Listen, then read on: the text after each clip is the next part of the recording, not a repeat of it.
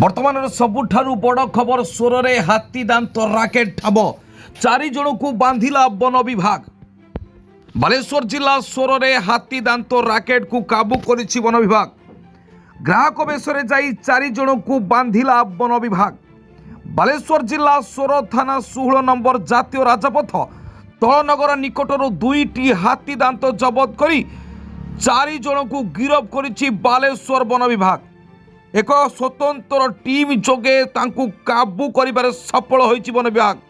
सूचना अनुसार तलनगर 2टी हाथी दांत बिक्री करिबा पई मूलचाल चलुवा बेले वन विभाग विवस्त सूत्ररु खबर पाई ग्राहक बेशरे पहुंची 2टी हाथी दांत को जबत करी 4 जन को बांधी जना पड़ी। गिरफ होइतिबा व्यक्ति सुर अंचल बोली जना पड़ी। वर्तमान सबुठारु बड़ खबर बालेश्वर जिला रे हाथी दांत राकेट को ठाब करिछि वन विभाग। ग्राहक बेशरे जाई 4 जन को बांधिला वन विभाग। Bureau report Devgiri news. गतकाल जो हाथी धरा गला से कॉन्फिडेंस रिपोर्ट था जे तलनगर विलेज एरिया रे जड़े अच्छा किसी गोष्ठी जो हाथी दांत सप्लाय कर टेडर हिसाब से आम अवश्य पूर्व प्लां कराई आमर 2टा टीम कराइला। 2टा टीम रे आमर रेंज अफसर माने फरेस्टर एसीएफ आमर रेडी होते से बेपारी बेश काली रही जिते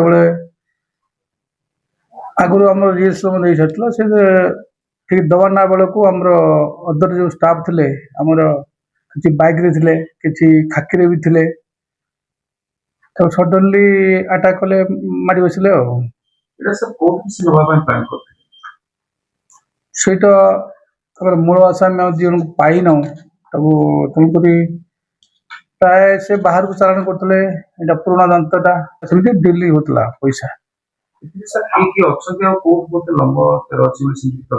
आम प्राय आम तो निश्चित भाव गोपन रखू जेहेतु आम तदंत सरी ना आमर आम मात्र 4टी आसामी धरिया सक्षम हो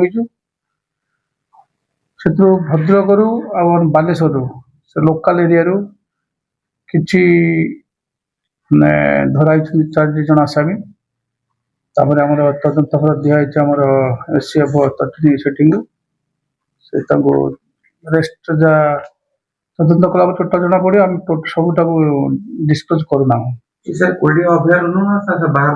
ना सीटा आम अभयारण्य कहीहब ना कहीं दा देखु दंतटा टस्कटा बहुत पुराना था हुए तो कुलिया अभयारण्य